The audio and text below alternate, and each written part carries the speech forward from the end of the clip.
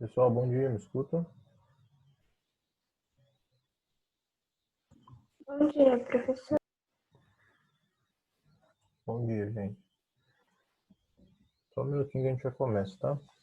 Todo mundo entrar.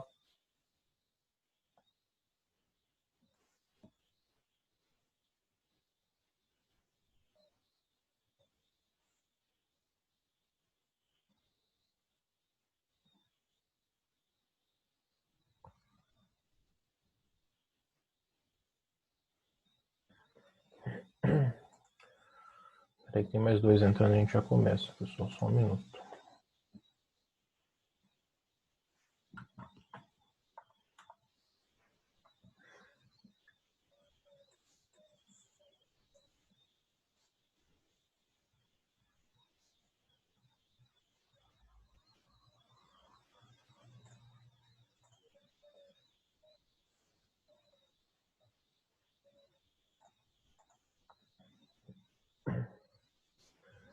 Aí, eu acho que tá todo mundo aqui. Bom dia todo mundo. Sejam bem-vindos de novo, né? A gente, na aula de hoje, a gente vai fazer uma parte 2, digamos assim, da última aula que vocês assistiram. Vou tentar traçar algumas comparações, principalmente, né? Com a última grande pandemia que se passou no século XX, que foi a gripe espanhola, que comemorou o seu centenário faz pouco tempo, né? A gripe espanhola aconteceu entre 18 e 19, então temos aí 1 a 2 anos para o centenário dessa última pandemia, né? A última pandemia essa que foi substituída justamente por essa que o mundo está passando agora, né? Que é a pandemia do Covid-19. E justamente pela ocasião do pós-centenário da última gripe espanhola e pelo fato de a gente estar passando por essa agora, eu, eu pensei em traçar mais ou menos esse paralelo, para a gente conseguir entender como que era a realidade em 18 e 19 e como ela está sendo agora, e existem comparações a serem feitas entre as duas. Inclusive com resultados e consequências que talvez sejam resultados e consequências que a gente tenha após o fim dessa pandemia que a gente está passando agora.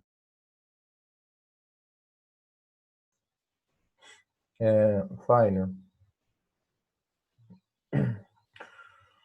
de maneira conceitual, que você está perguntando aqui, de xenofobia, que é o tema gravado para a aula da semana que vem de atualidades, o conceito da palavra xeno vem do grego que é estrangeiro, fora. Como se fosse uma inversão da palavra exo, é fora. Fobia é medo. Então, é como se fosse, ao pé da letra, traduzindo ao pé da letra, seria medo ou aversão ao estrangeiro. Hoje, socialmente, a xenofobia se considera atos, ações de um grupo ou de uma pessoa contrária a uma outra pessoa simples e unicamente porque ela vem de outro lugar. Então, é um tipo de representação racista quando isso está associado simplesmente pelo fato de ser uma pessoa de outro lugar, tá? Provavelmente não, Luísa. Tá? Não sei se vai dar tempo, tá? Provavelmente. Eu não consigo te responder isso ao certo. Bom, então, a ideia é tentar, a partir da aula que vocês assistiram na semana passada, que foi entender o que foi a gripe espanhola, né? Eu vou tentar hoje fazer alguns paralelos, traçar algumas comparações que existem entre essa última grande pandemia e essa que está em curso no mundo hoje. E tem, repito, comparações bem interessantes a serem feitas. Eu tô com a minha voz horrível, tá? Eventualmente eu vou fechar o microfone para tossir, senão eu vou deixar vocês surdos se eu estou tossindo o microfone aberto.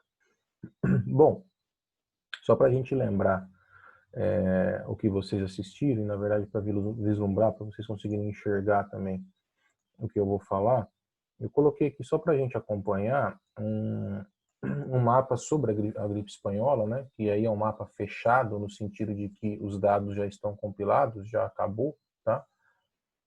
Ana, provavelmente, eu não sei se vai dar tempo, tá? Como eu respondi agora há pouco para a Luísa, eu não sei se vai dar tempo de fazer o que eu quero, tá? Então talvez sim, tá? Quando eu digo que os dados estão compilados, significa que eles já estão finalizados, porque a pandemia já acabou, né? Diferentemente do caso da atual pandemia, né? A atual pandemia, os dados são diários, então eles vão, evidentemente, se alternando. O que nós temos mais, digamos assim, recente da nossa pandemia atual, a gente consegue esses dados de maneira bem rápida, inclusive, bem simples. Se vocês olharem, eu vou ver se eu consigo jogar aqui na tela de vocês. Vocês estão vendo os números na tela dos casos, 31 milhões e mortes 976 milhões? Sim. Tá. Isso daqui são os dados da Covid, tá? Então, como é muito recente, né? São atualizados diariamente. Isso aqui muda de um dia para o outro. Hoje, o mais próximo que nós temos dessa realidade são os dados compilados de ontem, né? Então, nós temos ainda os Estados Unidos com o maior número de casos, quase chegando a 7 milhões, a Índia quase chegando a 6 milhões e o Brasil quase chegando, passando um pouquinho de 4 milhões e meio de casos. A primeira coluna aqui, os casos, né? E a segunda coluna, os de mortes, que são, evidentemente, os mais preocupantes. E aqui que a gente tem alguns dados curiosos, né? Porque permite a gente analisar uma série de coisas. Se a gente for traçar um paralelo, por exemplo, entre Brasil e Estados Unidos, a gente tem um padrão semelhante. 7 milhões de casos para 200 mil mortes, 4 milhões e meio de casos para 140 mil mortes. E se pegarmos outros dados, é que a gente tem que prestar um pouco de atenção. A Rússia, ela apresenta mais de 1 milhão de casos.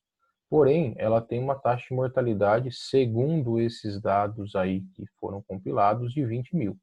Então é uma coisa baixa, bem baixa, se compararmos com os demais. A própria Índia, né? A Índia com quase 6 milhões de casos, tem menos de 100 mil mortes, o que também é um ponto importante. Isso está associado a muitos fatores, tá? Um deles, e a gente não pode desconsiderar isso, é a notificação, o quão de fato os números de mortes estão ou não sendo notificados, né? Então tem esse ponto importante. Então, a gente não tem como afirmar categoricamente que todos os dados de morte sobre o Covid na Índia, por exemplo, são de fato computados. Mas nós temos que considerar isso, evidentemente, tá?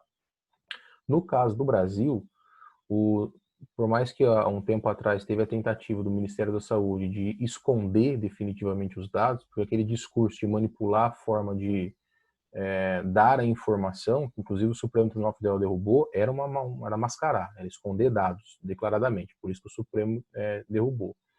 E com isso, as secretarias estaduais acabam passando os dados direto, né? Tem até esse consórcio de imprensa, que hoje no Brasil passa essas informações. O que é um fato curioso, né? O Brasil é um dos poucos países do mundo em que a imprensa conta os casos, né? Porque oficialmente não se confia nos dados que vêm do governo, principalmente depois da tentativa de mudar a metodologia de mostrar os resultados. Repito, derrubado pelo Supremo Tribunal Federal. Então isso é um ponto. Agora a gente não pode considerar, por exemplo, que no caso da Rússia o número de mortes é muito baixo, se comparado com o número de casos. Alguma coisa fora da curva está acontecendo. Será que os dados foram de fato colocados de morte ou não foram? Então isso tem um ponto importante, tá? Guilherme, eu vou só ler sua pergunta e te respondo, tá?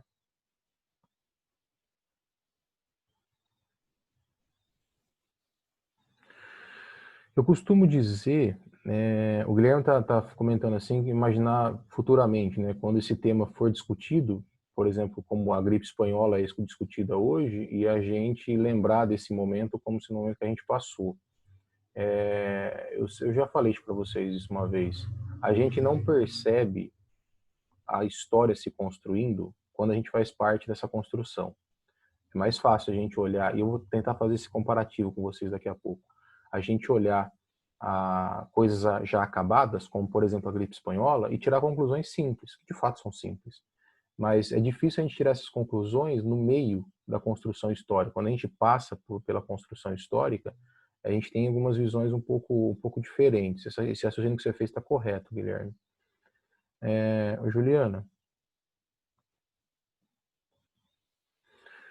a Juliana está perguntando o que aconteceu na Espanha, na gripe espanhola, sobre o esconder dados. Na realidade foi o inverso, tá? É isso que eu ia comentar a partir de agora. A gripe espanhola, eu vou voltar aqui no mapa, ela tem esse nome justamente pelo fato da Espanha ter sido o país responsável em falar dos dados, em expor os dados de morte. Inclusive o rei francês, espanhol na época contraiu a gripe espanhola. A gripe espanhola em si, ela surgiu muito provavelmente, e aí não tem certeza absoluta também, tá? Assim como a da Covid também não tem suposições, da Covid provavelmente foi em Wuhan, na China. Provavelmente a gripe espanhola surgiu nos Estados Unidos. Surgiu provavelmente, tá, em Kansas, nos Estados Unidos, que foi onde foi identificado o primeiro grande surto. Levou o nome de gripe espanhola pelo fato da Espanha ser o país que noticiava os casos, inclusive em Madrid, que era a capital, noticiava quase que semanalmente o número de novos casos que aconteciam em Madrid. Já te respondo, Manuel. Então, o nome gripe espanhola vem em cima disso. E por que que a Espanha ela declarava esses dados, digamos assim, e os outros países não? O contexto é importante a gente entender, tá? Que era o contexto da Primeira Guerra Mundial. Então, os Estados Unidos, por exemplo, Juliano, para te responder, ele escondia ou maquiava esses dados, assim como os outros países europeus, como a França, a Inglaterra, a Alemanha, porque eles estavam inseridos na Primeira Guerra Mundial. O mundo estava em guerra. Eles estavam, e a Espanha não estava. A Espanha estava neutra na guerra. Então, uma das justificativas para você, por exemplo, não abalar a moral dos soldados e você não impor mais uma preocupação para o mundo, além da guerra que já estava acontecendo, os países participantes da Primeira Guerra optaram em esconder esses dados, em não divulgá-los. E a Espanha não. A Espanha divulgava os dados normalmente. Então, o nome da doença ficou conhecida como gripe espanhola, porque era a mídia espanhola que noticiava. É exatamente isso, Juliana, para não abaixar a moral dos soldados. Até porque, muito provavelmente, a gripe espanhola ela chegou na Europa por soldados estadunidenses. Os primeiros surtos na Europa aconteceram na faixa litorânea, que era evidentemente onde desembarcavam os soldados. E o primeiro surto constatado aconteceu nos Estados Unidos. Então, muito provavelmente, esse vírus foi para a Europa com os soldados, com a Marinha dos Estados Unidos, que deslocou soldados para lá, para o combate na Primeira Guerra Mundial. Então, provavelmente, foi isso que aconteceu, tá? Guilherme, pede para ele tentando, tá? Assim que aparecer aqui, eu aceito ele. Pede para ele fechar o Zoom, reiniciar e tentar entrar de novo, tá? Não, apareceu aqui de novo para mim, ó. Tô aceitando ele. Então, esse é o primeiro ponto, tá? Para responder a Juliana aqui em cima. O nome vem disso, tá? Vem da mídia que, na verdade, falava sobre a doença e os outros países, os principais, né? Que estavam envolvidos na guerra, não divulgavam esses dados, tá? O Manuela, a Manuela está perguntando se todos que pegavam essa doença eventualmente vinham a óbito. Não, não eram todos. Mas a taxa de mortalidade da gripe espanhola era bem maior se comparado com a Covid, tá? Não significa que todos os que adoeciam automaticamente vinham a óbito, mas a mortalidade era maior e aí tem alguns motivos para isso. O principal deles está associado a dois fatores. O primeiro, a medicina. A medicina na ocasião era bem menos evoluída que aqui. Não existia, por exemplo, a penicilina. Penicilina que é o princípio básico de qualquer tipo de antibiótico. Então, até a Segunda Guerra Mundial, que foi onde se desenvolveu a penicilina, qualquer tipo de infecção acabava matando, ou tinha a possibilidade maior de matar. Uma infecção de garganta, por exemplo, poderia levar uma pessoa a óbito. Quando você tem uma infecção de garganta e você toma antibiótico, o antibiótico, o princípio ativo do antibiótico é a penicilina. Então, a penicilina é considerada, inclusive, uma das grandes invenções da medicina, que combatem infecções que até então eram consideradas muito sérias. E hoje, uma dor de garganta é considerado algo banal, porque é uma coisa que, na prática, a gente consegue curar. Esse é o primeiro fator. O segundo fator é que, naquela ocasião, várias partes do mundo ainda eram colônias, sobretudo na África e na Ásia.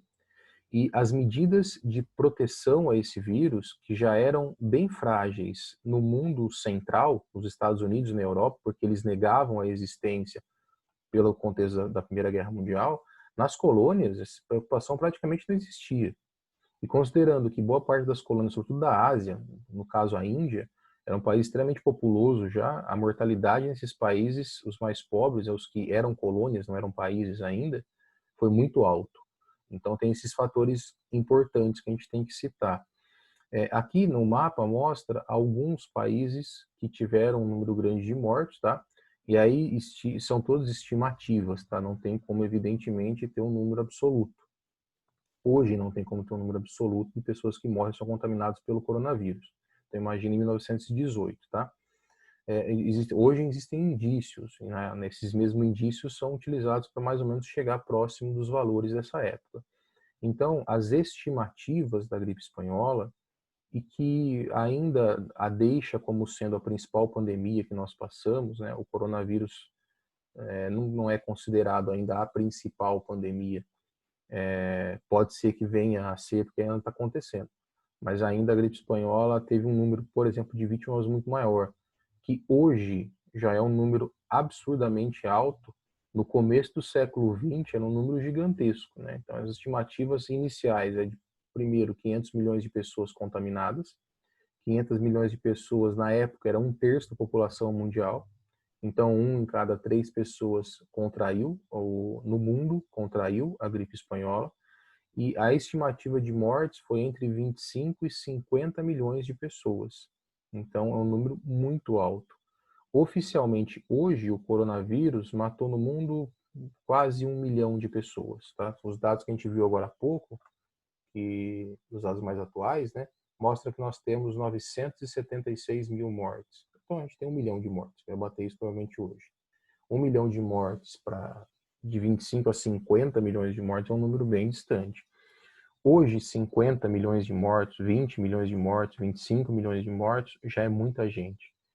Em 1918 e 19 era colossal, era um número muito significativo. E isso tem a ver com esses dois fatores que eu falei para você agora, Manuela. Primeiro, a medicina, evidentemente, que não era a mesma coisa, e é o exemplo da penicilina mais importante. E o segundo é que alguns territórios na África e na Ásia ainda eram colônias, então não houve, evidentemente, medidas protetivas daquela população que ficou diretamente expostas. E quais eram essas medidas protetivas que aconteciam? E isso a gente consegue traçar alguns paralelos com o Covid hoje, tá? Existem indícios e documentos históricos que mostram que aonde teve o surto inicial nos Estados Unidos, que foi um quartel, aconteceu dentro de um quartel da Marinha, na realidade, após o surto inicial, houve o pedido oficial do governo para aquela região passar a adotar o uso de máscaras. Então naquele momento já existia essa estratégia que hoje ela é utilizada ou amplamente utilizada com uma tentativa de frear a expansão do vírus. Então isso é um comparativo que a gente pode fazer que existia. Outro comparativo que a gente pode fazer é a questão do isolamento social. Ele foi adotado como uma política também em alguns lugares específicos. Não tinha um amparato global como tem hoje, pelo fato de existirem, como eu disse há pouco, colônias ainda no mundo, né, como a África, parte da África e da Ásia, e também pelo fato das informações elas não serem tão homogêneas como elas são hoje, né? Hoje a gente tem um órgão mundial que fala sobre isso, que é o OMS. Então existe uma certa padronização das coisas. Então naquela época existiam exemplos pontuais, digamos assim. Esses exemplos pontuais do uso da máscara, da implantação do distanciamento social e etc. existiram. Então isso é uma comparação que a gente pode fazer. Outro ponto importante que tem muito a ver com o que está acontecendo hoje foi, naquela época, que não existia ainda, a discussão da criação de um sistema de saúde único e que fosse público. No caso do Brasil, que também foi atingido pela gripe espanhola, não tanto quanto os outros países, mas também foi atingido pela gripe espanhola, o pós-pandemia, o pós-gripe espanhola, fortaleceu e muito a discussão do SUS, da criação do SUS, que não existia até então. E hoje o SUS é o principal meio, digamos assim, para, para se combater as pessoas que adoecem do coronavírus. Então, a discussão da importância do sistema de saúde, talvez ela ganhe novamente uma notoriedade muito grande após o fim desta pandemia que a gente está passando agora, como aconteceu com o fim da gripe espanhola. O fim da gripe espanhola intensificou-se a discussão para a criação do Sistema Único de Saúde. Hoje ele existe, então pode ser que a discussão seja o fortalecimento do Sistema Único de Saúde, considerando, por exemplo, que é o Sistema Único de Saúde, o SUS, através do Ministério da Saúde, o responsável pelas campanhas de vacinação. Então, quando essa vacinação do coronavírus ela começar, quem vai ter que organizar a distribuição disso é o Ministério da Saúde através do SUS. Então, talvez uma discussão de uma implementação maior, de investimentos maiores no SUS, talvez seja uma discussão feita. Manuela, ela está perguntando quanto tempo durou. A gripe espanhola, ela teve consideradas três grandes ondas, digamos assim, tá? Então, se pensarmos em tempo, ela foi de 18 a 19. Então, começou em 1918 e terminou em 1919. Inclusive, essas chamadas ondas, digamos assim, a segunda onda, ela foi considerada a mais preocupante. A primeira onda registrada no mundo aconteceu em março de 1918. A segunda, que foi considerada, até isso é coincidência, que no Brasil, por exemplo, não que tenha começado em março, mas o primeiro Então, mais caso, ou menos. fala, A gripe espanhola durou mais ou menos uma década? não chegou a isso. Não? Durou 2 anos. Até menos, tá? Foi um ano, um pouquinho. É que eu não entendi a data. É um ano e pouquinho, mais ou menos. A primeira onda, ela começou em março de 18, que eu repito, é até uma coincidência também com o que aconteceu com o coronavírus aqui no Brasil. O primeiro caso foi registrado em fevereiro. As aulas nossas, por exemplo, foram suspensas em março, então isso é uma coincidência. A segunda onda aconteceu em agosto de 18 e a terceira onda ela aconteceu em janeiro de 19. Então foi um ano. Não significa que depois de janeiro de 19 o vírus desapareceu. No Brasil, inclusive, teve um surto de gripe espanhola depois de fevereiro de 19, que foi justamente após o carnaval. O carnaval, inclusive, é considerado, ou foi considerado, o motivo pelo qual esse surto, depois dessa terceira grande onda mundial, ela voltou aqui no Brasil. Tá? A segunda onda, ela foi considerada a mais, não sei se é importante, é a palavra certa, mas ela foi a mais mortal, ela foi a mais fatal, porque foi a onda que migrou para a Europa, digamos assim, e provavelmente levada pelo, pelo exército dos Estados Unidos, por soldados dos Estados Unidos. E no caso da Europa, somado à realidade da guerra, que já estava completamente tomada ainda da Europa, né? As condições que eram extremamente degradantes. E aí esse negacionismo das potências europeias resultou na onda, digamos assim, mais mortal. O maior número de pessoas que morreram nessa segunda onda. Um outro ponto importante que a gente pode comparar com a atual tem a ver com a faixa etária. As pessoas que morriam nessa ocasião, na gripe espanhola, elas tinham uma faixa etária de 20 a 40 anos. A, o Covid não, né? O Covid, ou a faixa de atuação mais intensa é a partir de 60 anos, são idosos. E aí tem alguns pontos importantes que a gente tem que pontuar. O primeiro deles, a expectativa de vida em 1918 era bem menor do que era hoje. Então, evidentemente, o maior número de pessoas morriam antes de 60 anos, porque a expectativa de vida geral era menor, bem menor do que é hoje. Então, esse é o primeiro ponto. O segundo ponto é que nós sabíamos na época muito pouco do vírus. Né? Não existia microscópio na época. Então, o vírus não foi enxergado no microscópio quando ele passou a existir em 1918. Então, a medicina era extremamente precária. E justamente por isso, com a chegada, digamos assim, na Europa, é que essa segunda onda ela é considerada foi considerada mais mortal. No caso do Brasil, o vírus chegou muito provavelmente através de um navio também no Rio de Janeiro, mas o Rio de Janeiro não foi a cidade mais atingida, foi a segunda. A cidade mais atingida foi o principal centro urbano do Brasil na época já, que era a cidade de São Paulo. Um ponto importante que a gente tem que entender, e que inclusive categoriza a gripe espanhola como sendo a principal, pelo menos até agora, é o fato dela ter conseguido, mesmo em 1918, estar presente em muitos continentes. Então a gente pode traçar o seguinte raciocínio: a gripe espanhola ela andava a pé e a cavalo, o coronavírus anda de avião. Então essa é uma diferença. E isso inclusive é o principal motivo que categoriza a gripe espanhola como sendo ainda mais importante, porque mesmo com a mobilidade sendo menor na época, a capacidade de deslocamento sendo menor, sendo mais lenta, ela conseguiu atingir diferentes espaços, conseguiu atingir diferentes lugares, mesmo tendo essa característica, ela não, né? O mundo tendo essa característica de ser mais lento, digamos assim, né? No caso do coronavírus, não. No caso do coronavírus, a capacidade de transmissibilidade, até pelo fato da, do transporte ser mais rápido, tem esse adendo, né, essa importância.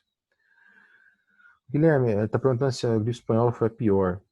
Em números, sem sombra de dúvidas. Tá? Nós estamos falando de 500 milhões de pessoas e provavelmente 50 milhões de mortos. Hoje a gente está falando de 30, 40 milhões de pessoas contaminadas e ainda 1 milhão de mortos. Então, hoje o número é bem menor, por todos esses motivos que eu falei para vocês, inclusive o fato do avanço da área médica, né, da área de medicina. Então, ainda a gripe espanhola é considerada, assim, a mais fatal, né, e a pior, talvez. Só que tem outros aspectos, né? Pensando do ponto de vista da mortalidade, a gripe espanhola, sem sombra de dúvidas, tem esses números mais alarmantes que a atual pandemia. Porém, economicamente, é bem provável que o Covid derrube mais e talvez gere uma crise econômica nova do que a gripe espanhola gerou.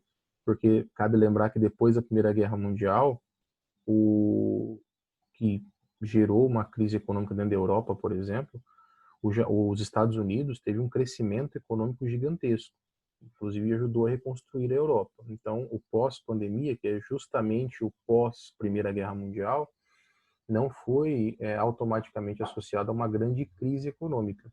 E agora, essa nova pandemia que a gente está passando está sendo associada diretamente a uma queda gigantesca da economia. Então, isso, vamos considerar o que foi pior. Pior do ponto de vista sanitário, médico, a gripe espanhola.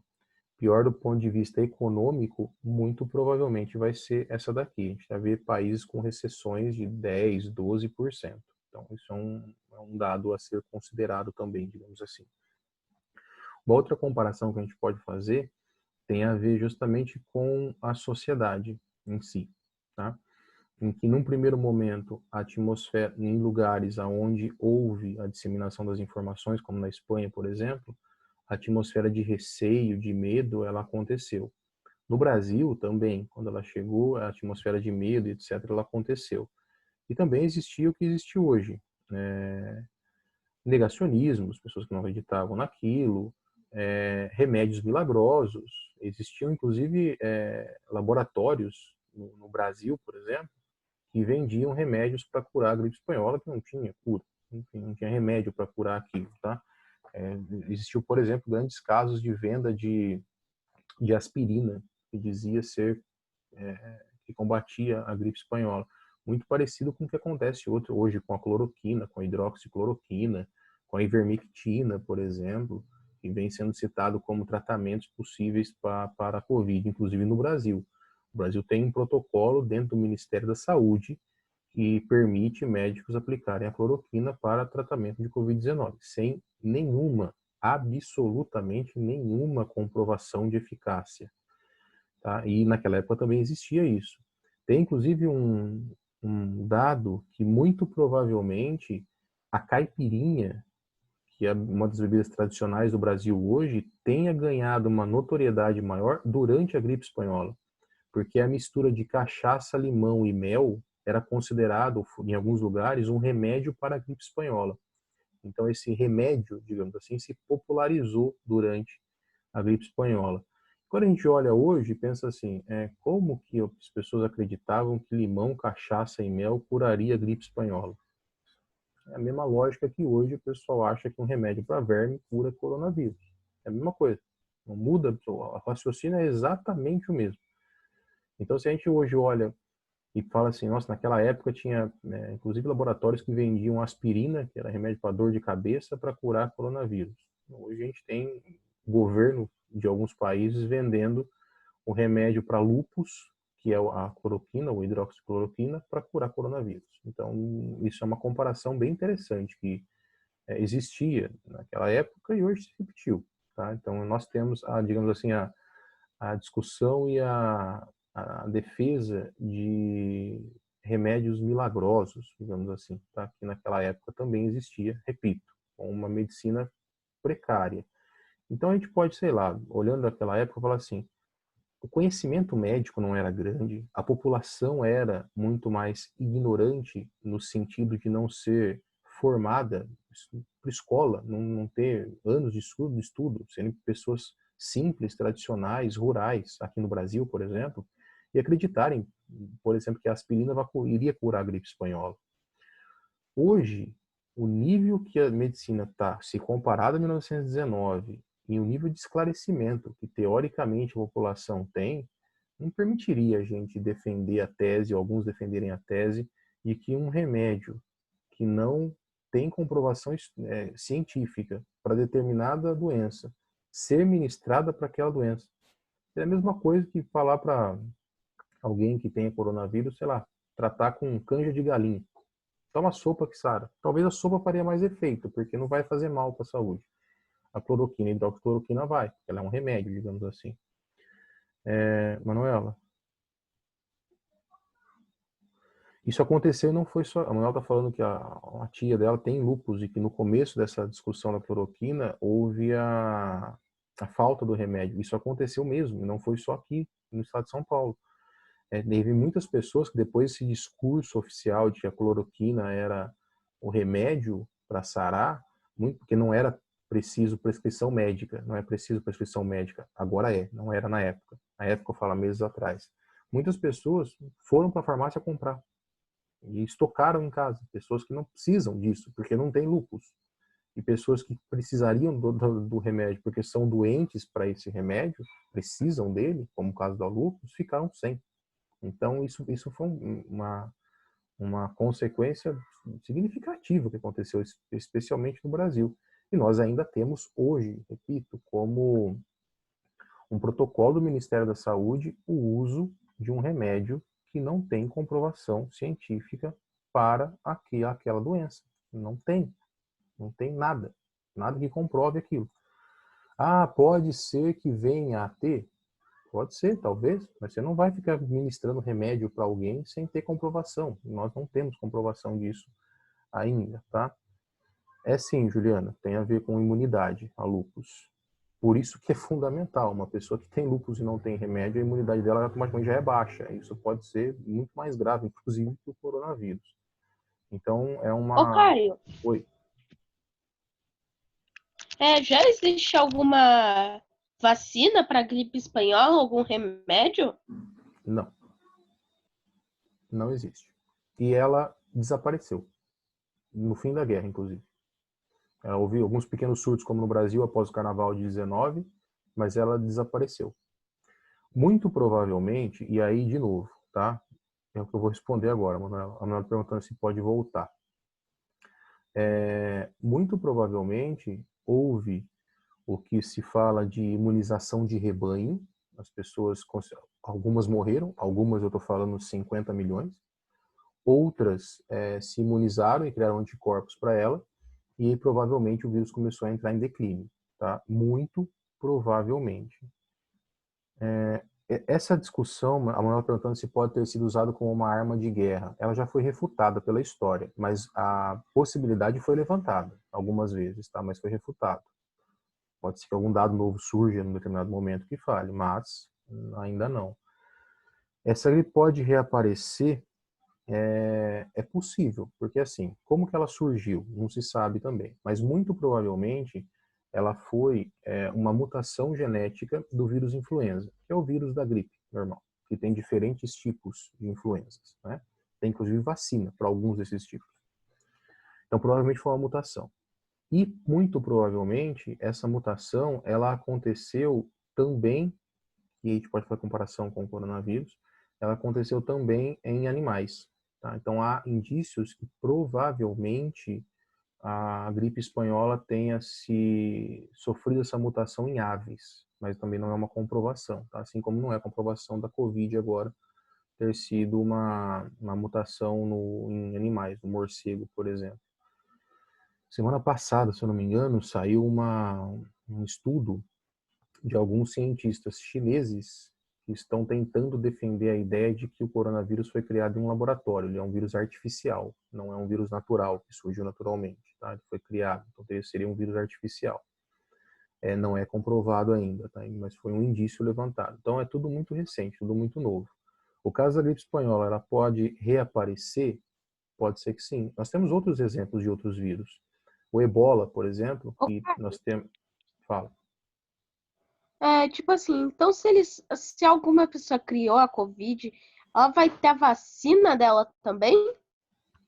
Você entende sua pergunta.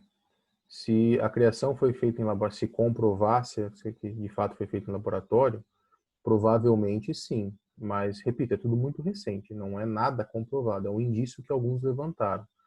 Tudo é muito novo, né? Até a ideia de se você se contaminar. Até há pouco, muitas pessoas diziam que, e alguns defendem isso ainda, de que se você pegou o vírus uma primeira vez, você está imunizado dele. E nós temos casos já de registros de reinfecção, tanto no Japão quanto em Hong Kong. Então isso é mais um elemento. Então é tudo muito novo. A gripe espanhola, que tem 100 anos, apareceu e desapareceu e nós não sabemos tudo dela ainda. Talvez a de hoje a gente desenvolva ideias, mas talvez não chegue a todas as conclusões. Claro, nós temos muito mais recurso hoje do que tínhamos há 100 anos atrás, mas não é simples, tá? A gente questiona se de fato a vacina que está sendo criada, ela tem capacidade de imunização, porque está sendo muito rápida. Em questão de tempo, até tem, tá? Porque com todos os recursos destinados, você consegue minimizar um tempo de 3, 4 anos para 1 ano e meio, 1 ano, para se criar uma vacina. Mas é tudo muito novo, então é difícil, tá? Manuela, na verdade, poderia sim, tá? Porque depende da vacina, depende de como é fabricada, ela é fabricada com diferentes genes, então teoricamente protegeria. Mas o que você está falando que quem pegou e se reinfectou, isso é muito restrito. Foram poucas pessoas que foi registrado isso. Então isso pode estar relacionado com outras coisas, uma doença pré-existente nessa pessoa, por exemplo, ou algo do tipo. Então, o padrão é que as pessoas que pegaram não pegaram mais, mas tem casos isolados de que se pegou, tá? Pessoal, só encerrar aqui, para a gente voltar nos 10 minutos finais, para eu concluir também, preciso mostrar mais um negócio para vocês, tá? Vou encerrar aqui, a gente já volta. A gente tem menos de 1 minuto.